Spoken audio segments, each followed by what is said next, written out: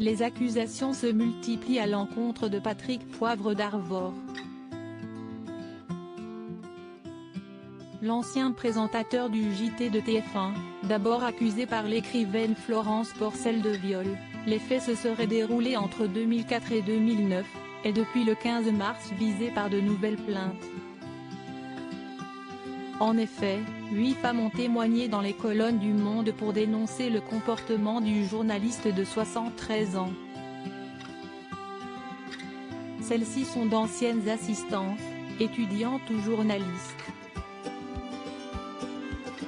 L'une d'elles raconte: il s'est levé brusquement, m'a enlacé par surprise, m'a embrassé, m'a renversé sur sa grande table, a glissé une main dans mon soutien-gorge puis l'autre dans ma culotte avant de l'introduire dans mon sexe pendant de longues minutes.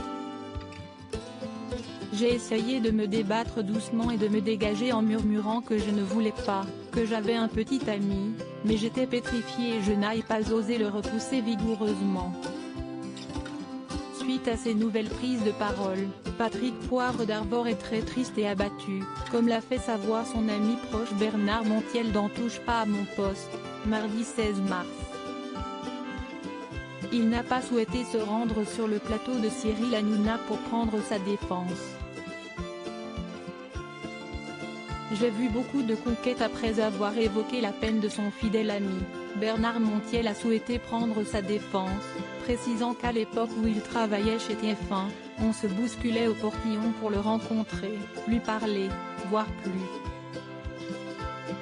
Si est un grand séducteur, un homme qui aime conquérir, mais en aucun cas il fait appel à la violence. Ça fait 30 ans que je le connais, je n'ai jamais vu ça. J'ai vu beaucoup de conquêtes, et par discrétion, je ne vais pas dire qui. Il a multiplié les conquêtes, il adore ça. Mais il n'est ni lié à la violence, et encore moins à la force. Je tiens à le dire, a-t-il ajouté. Sa fille Morgane a elle aussi décidé de sortir de son silence pour prendre ouvertement sa défense.